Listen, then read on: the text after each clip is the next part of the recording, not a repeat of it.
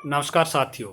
ज्ञान 360 के lecture number 42 में आपका हार्दिक अभिनंदन। साथियों, मेरा आज का विषय है कि जब एयर में मॉइस्चर होता है तब साउंड फास्ट ट्रेवल करता है या ड्राई एयर में, इसी के ऊपर चर्चा करेंगे।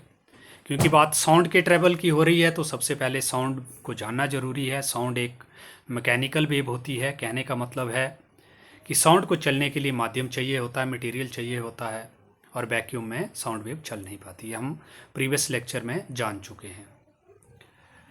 अब साउंड वेव जो है वो मॉइस्चर में ज़्यादा होगा या ड्राई में ज़्यादा होगा, इस विषय पे आते हैं जो आज का हमारा प्रश्न भी है।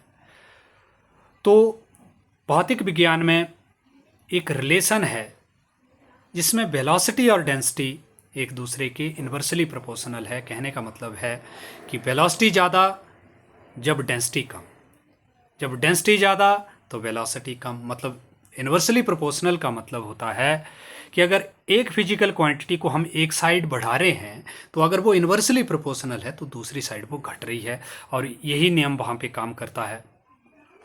अब हम बात करते हैं, मान लो पहले हम ड्राई एयर की बात करते हैं।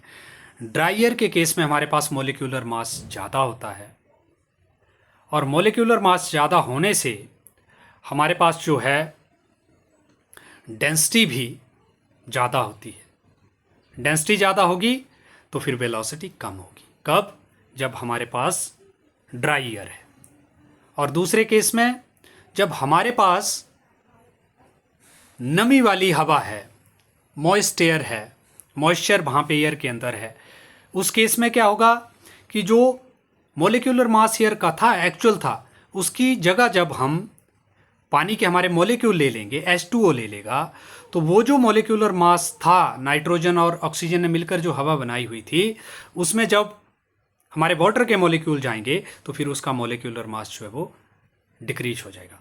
मॉलिक्यूलर मास डिक्रीज हो जाएगा तो फिर डेंसिटी भी घट जाएगी, डेंसिटी डिक्रीज हो जाएगी।